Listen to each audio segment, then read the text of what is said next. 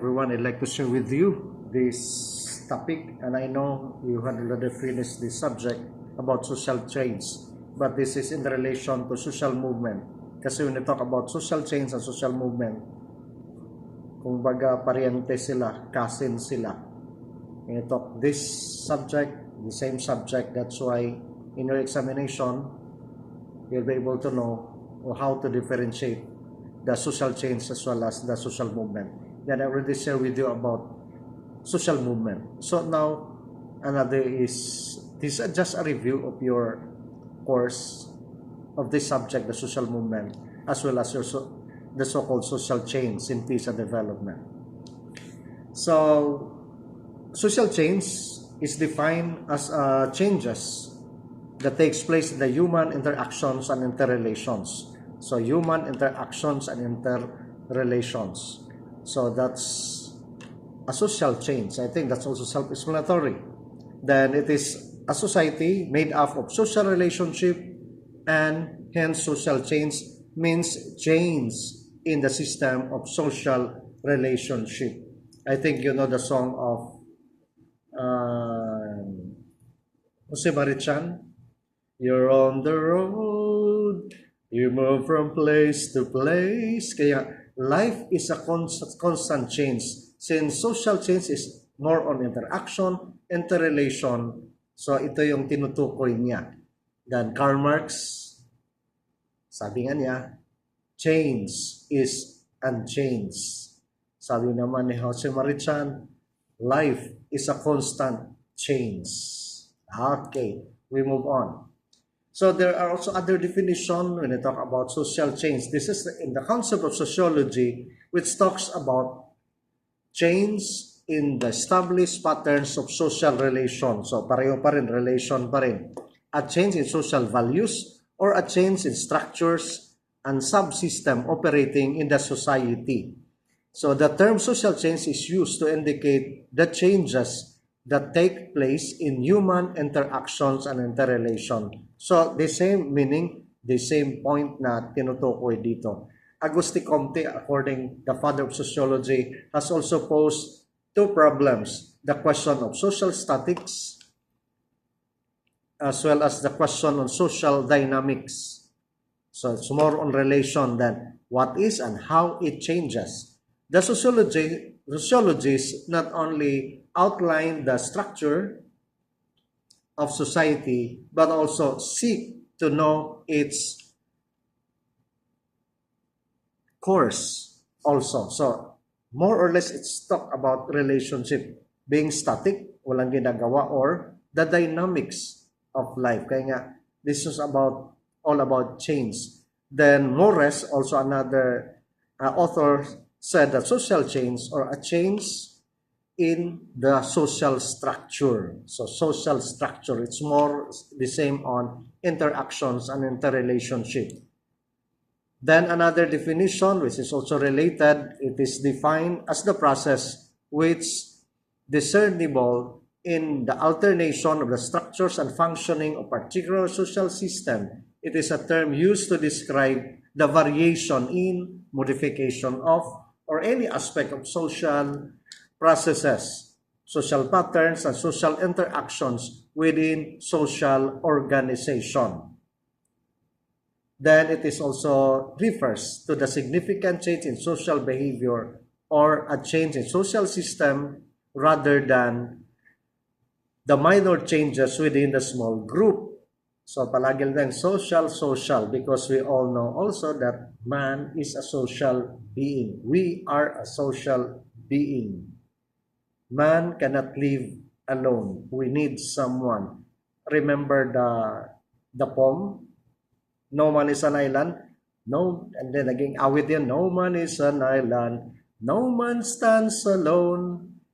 Each man, each woman need each other. Kaya nga, ito yung social change na tinutukoy dito.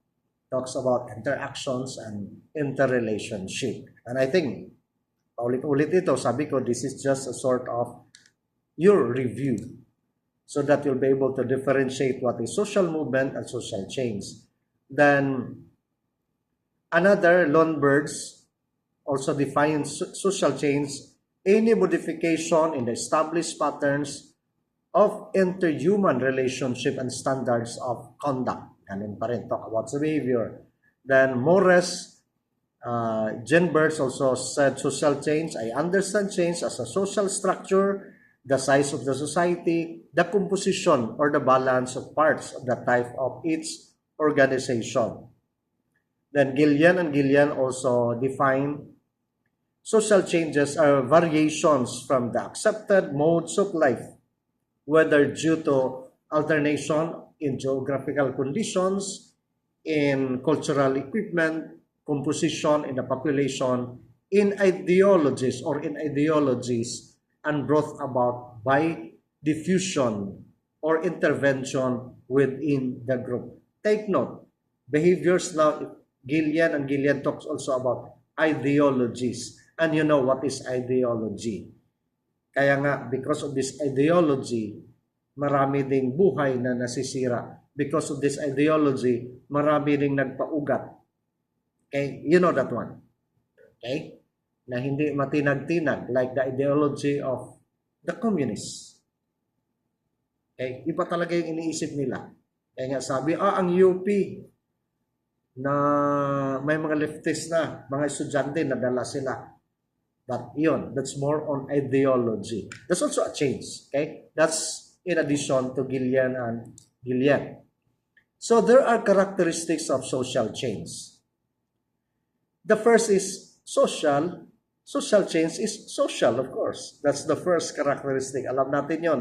That the society is a web of social relationship, and hence social changes obviously means a change in the system of social relationship. So yon yan. Kaya nga, nowadays, ugali sa tao, pag-iisip sa tao, because of this radical change, marami pa rin hindi na rin gumagamit dito. Kaya nga, as peace advocate, i-balance lang ha. Alam natin, the previous administration, changes sa mga tao nandoon, drag on war. But if you balance, may problema din. Do not look at only this side. Look at the other side. Kasi sinasabi, there is always two sides in a coin. Kaya nga, balance lang ha sa peace. Kahit na diehard kayo doon, pero tingnan mo sa kabila. Okay? Parang drama. But that's more on, kaya nga, social change is social. Talks about relationship. Kasi tao tayo. We are a social being. Then another thing is, social change is also universal. That's another characteristic. Of course, in all societies, at all times, kaya it's universal. That no society remains completely static. Kaya nga sabi kanina in the definition, talks about being static and a dynamic. Okay? Si Comte ata yung nagsabi. So, talagang life is a constant change. Hindi static, hindi lang nanatili dyan, kundi it is also dynamic. Okay? Then another characteristic, social change occurs in essential law. Okay, occurs in essential law. The law of nature, change the law of nature, then social is also in natural. So it can be natural, it can be the nature. What about the law of nature? May nababago ba? Can you think of an issue na binago yung law of nature? Or social change is also natural? Essential law? I think may naisip kayo. Okay? So, change is an unavoidable and unchangeable law of nature. Pero minsan ngayon, ang nature natin medyo nagka-problema, no? Pero palagay ko dahil sa ating lahat. So, that's number 3. Social change occurs in an essential law. Then, social change is continuous. Hindi natin, that's also continuous. Society is an ever-changing phenomenon.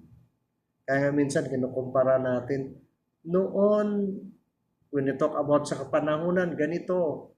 Panahon namin noon, ganito. Pero ngayon, malaki ng pagbabago. Noon, walang cellphone, pero masaya kami. Ngayon, may cellphone, labo-labo na. Well, that's a change. Okay? Kaya nga, ever-changing phenomenon. Kaya nga tayo, may mga edad na, you have to adapt kasi nagbabago naman. Like here, this social media. Wala tayong face-to-face pero nararating ko kayo. Noon wala talaga. Okay, there is an advantage, there are also disadvantages. Then it is undergoing endless changes. It is ongoing process. Kaya it's a continuous, hindi napuputol tuloy-tuloy yan. Kaya nga siguro 20 years from now, kung buhay pa tayo, makita mo naman natin ang pagbabago. The behavior, the interaction of people. Nowadays, noon, magaling mag-English mga tao. Ngayon, kita mo bata, because of the social media, wow, British accent pa, American accent pa. Okay? So that's a change. Behavior, and because of this, kaya a continuous, may pagbabago. Kaya nga, we cannot compare before and our generation today. Kasi ganun talaga may pagbabago. Then these changes cannot be stopped. Kaya nga, cannot be stopped. Kita natin na, if it is continuous, anong nararanasan natin ngayon, tuloy-tuloy yan. And we do not know in the future, kasi wala naman tayo ibang generasyon naman. So it cannot, changes can never be stopped. So that's number 4. It's a continuous. Yun yung isa sa characteristic. Number 5. Social change is made up by time factors. Time factors. It happens through time because society exists in a time sequences. So I think that's also self-explanatory. That characteristic, a time factor. Then number 6, rate and tempo of social change is uneven. Through social change, it must for each and every society, the rate, the tempo, the speed, the extent of change is not uniform. So ibig sabihin, kanya-kanyang phases yan. Hindi talaga pareho yung changes. Kaya minsan we tend to compare noon at saka ngayon. Kahit na sa administration natin.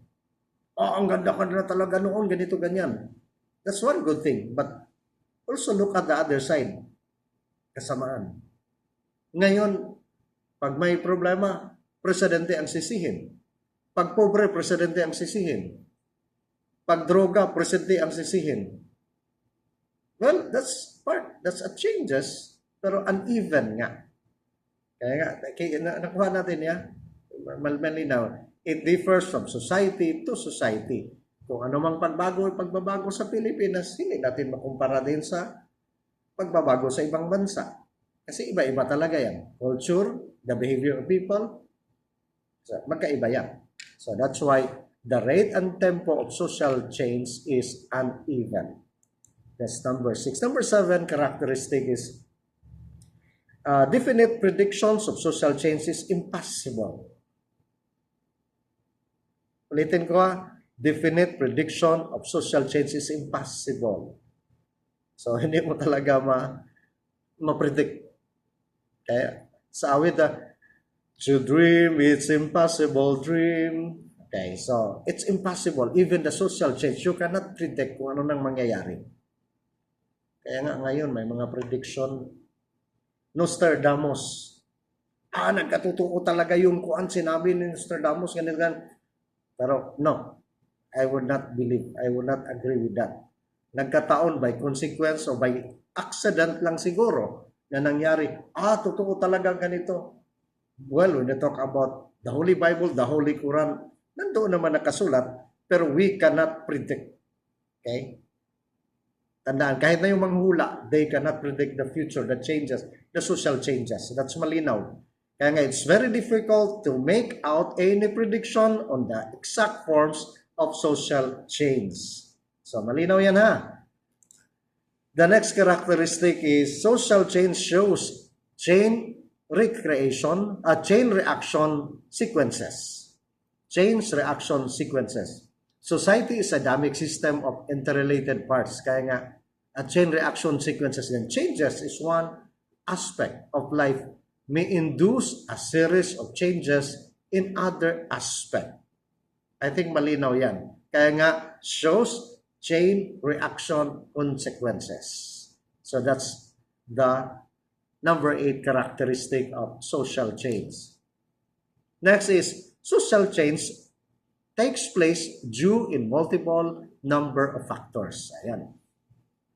Then it is a consequence of a number of factors. A special factor may trigger change, but it is always associated with other factors that make the possible.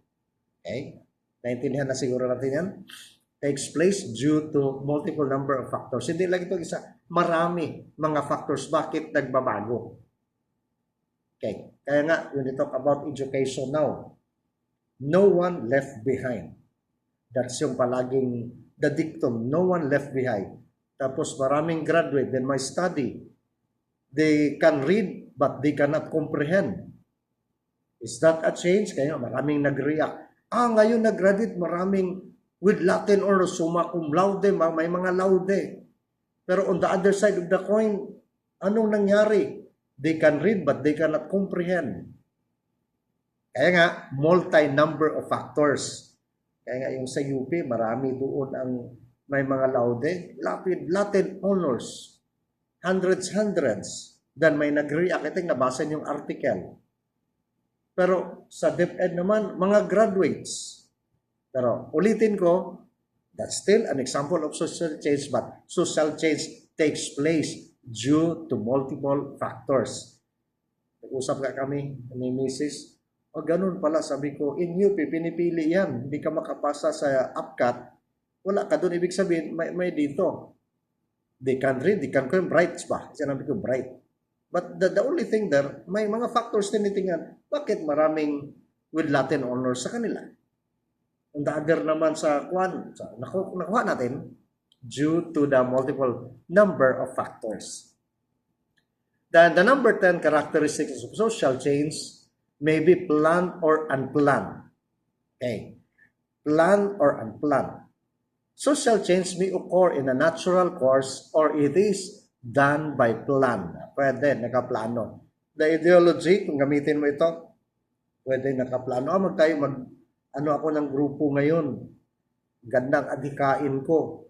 So kung marami akong madala, so therefore, tuloy-tuloy ito.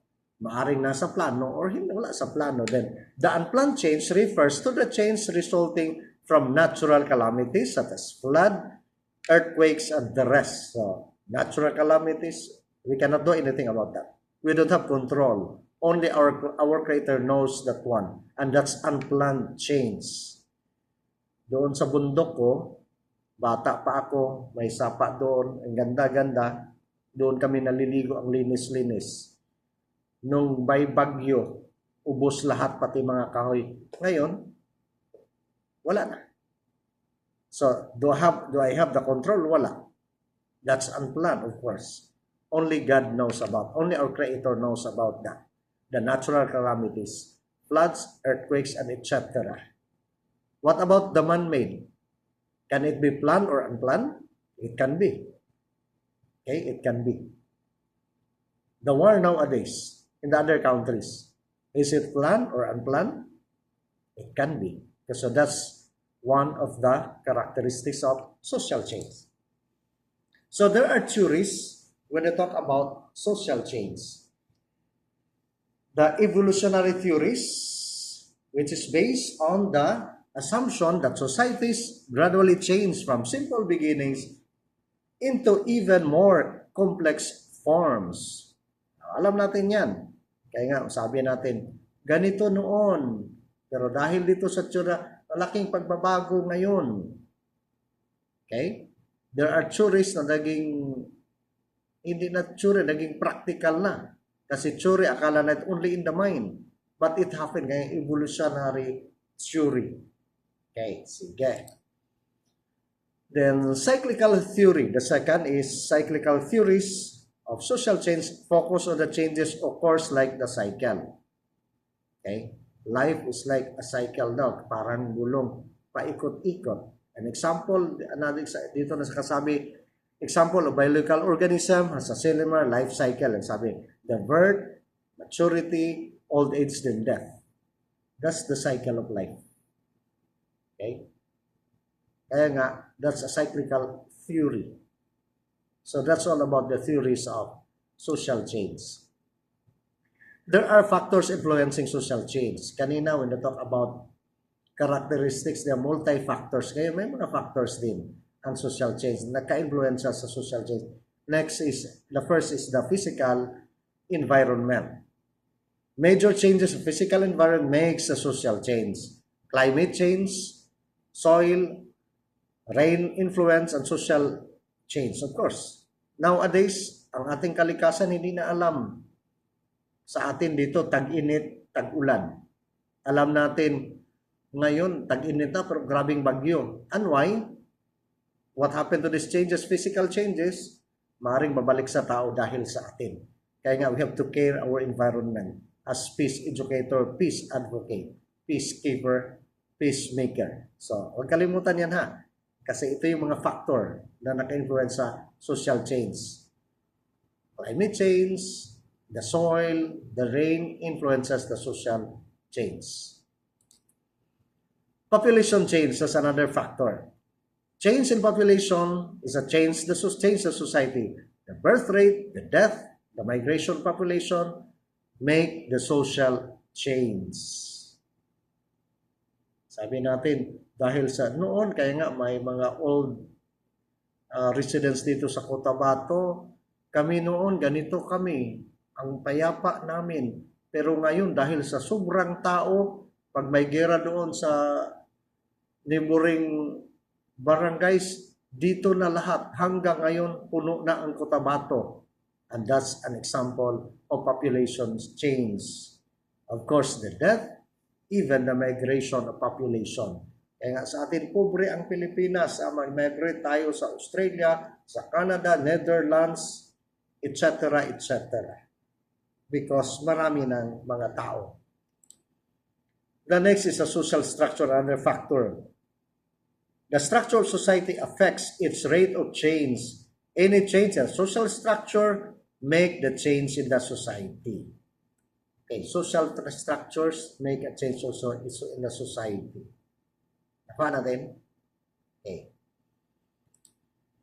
Biological factor, another influencing factors of social change. The plants, the animals are important parts of the human environment. So change in the plants and animals influence the social change. Kaya nga, mayroon na tayong mga species na endangered species. So yun yung kailangan nating pangalagaan na. Kasi pag mawala na siya, talaga may pagbabago. Pag sinira natin yung mga plants, ang animals, wala na. Kaya nga, ang mga birds natin kawawa. Okay? Next is technological factors. So ito naman, influencing social change. When technology improves, the society utilize new technology and remove the old one. Change in technology causes social change. Alam natin yon. Noon, di ba, makinilya tayo. Sinong nakaranas makinilya? Noon, wala kaming computer. Meron kaming typing na subject. Then nung may maging technology na bago na, computer na. Nung sa computer, di ba, may diskette pa. Ngayon, wala ka nang makikitang diskette. So that changes in technology. That's one factor. Ito wala may ito noon, yung ginagawa ko. Diba? So, alam natin yun. That's one of the influencing factor of social change, the technological factors. Of course, industrialization, alam na alam niyo ito. Industries are placed for new job opportunity. So people want to reside around the industries. So development of industry makes social change. Sana all. Kaya nga, the intention of this K-12 na to uplift the life of the Filipino, pero pag mag-graduate ng K-12, wala man mga industries, wala man saan sila magtrabaho. So, I think it's still a failure. So that's a problem now. Okay. So that's more on industrialization. Urbanization is another influencing factor. Nowadays, small cities are developing as urban area with all facilities. Change in urbanization leads social change.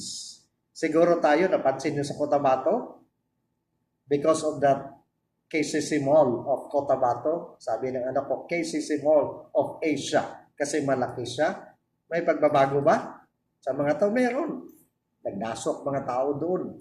Mura, pero parang pakagat lang yung mura. Tag 9 lang ang repolyo, tag ngayon wala na. Tag 50 na, tag 35 na. But that's, sabi nga, urbanization leads to social change. Small city man tayo. Developing as urban area with all facilities. Bakit pupunta sa ibang city na mayroon naman tayo dito? So that's a factor influencing social change. Kaya nga, happy ako ngayon with Yorme. Malinis na, punta ka sa super, wala nang mga, nabawasan ng mga basura. At saka yung mga, alam natin, alam ninyo yun, kung taga Cotabato ka. That's a social change. Of course, maraming nagre-reklamo kasi nasanay noon, but kailangan din natin yan. So that's an influencing factor, urbanization. And the next is modernization, influencing factors of social change.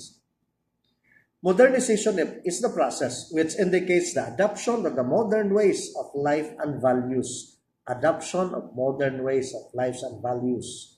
It indicates a change of people's food habits, dress habits, speaking styles, the taste, the choice, the preferences, ideas, the values, recreational activities, and so on. Paano natin? Modernization. Sabi nga, iba na ang kabataan ngayon, di tulad ng noong unang panahon. Iba ng kababaihan ngayon, di tulad ng noong unang panahon. Especially when we talk about the speaking styles, the taste, the choice, even the dress. May problema. The values, may problema. Nawala ng manupo natin ngayon, no? That's the problem there. Ang recreation, kita nyo, syatong-syatong niya noon. Yung dampa, dami. Nadaanan ko yung lahat. Tapos yung sa lansugan, ngayon, anong recreation sa mga kabataan? Modernization. Nakaupo sa loob, nag-TV or nag-cellphone. May mga advantages, may mga disadvantages. Sabi natin, okay, the speaking style, English speaking na sila. Ang anak ko, bunso ko, is English speaking. Kaya nga mapilitan ka rin mag-English. But, may problema yan. Sabi ko, may problema yan. Pag mag-aral, kaya nga ngayon, nahihirapan sa Filipino. Nahihirapan mag-Cebuano, ay mas-Cebuano, nahihirapan. Kaya nga parang tayo na mag-adjust because English speaking na. But that's part of influencing factors of social change. Kuha natin itong modernization. And I think malinaw yan sa ating lahat. Next, the next number 9 influencing factors is the transport and communication. The development of transportation and communication has led to the national and international trade on a large scale. Kaya nga happy tayo noon, time sa previous administration. May train na from Davao to Cotabato, maraming masaya. Pero ang pera naging bato, hindi nagkatotoo. Ito na yan, ganito, ganyan. But that's part of transport and communication. The post telegraph, the radio television, newspaper and magazine, telephone and wireless, and the like have developed a great deal. Kaya nga minsan ngayon ang problema because of these influencing factors, because of this communication, wala na rin magbabasa ng mga dyaryo, ng mga magazine. May gumagamit pa bang telepono? Meron pa, mga ilan. Pero ngayon, diretso, cellphone. Then, pahambugay ng cellphone. Okay? So, malinaw yan. That's more on communication. Next, influencing factors, the war and disease. Na nangyari na sa ibang bansa, nangyari na rin yan sa atin. War and diseases make great fall of economic growth and rise in death among population, cause also the so-called social change. Kahit na hindi natin elaborate yan, alam na ninyo yan. So with that, I hope you learned something. If you'll ask what about the types of social change, review also the social movement, the same type yan sila. If you do research, pareho yung type nila, alternative type, revolutionary, reformative, and the rest. So, yun yung about social change as well as social movement. So, kumbaga, first cousin sila or magkapatid sila. That's why it would be good to review once again about social change. Kahit ang subject natin ngayon, social movement. Kahit na natapos na nyo ito, but this is part of your review. Kasi who knows, during the compre, tatanungin kayo, what is the relationship or the difference between social change and social movement? Now you have a lot of idea. You can write kahit ano pang gagawin, balik-balik ta rin pa. So with that, my friends, God bless everyone. Dalaygo ng Diyos. This is Brother Joe Ars Alferez of the Order Baptist Carmelite Secular.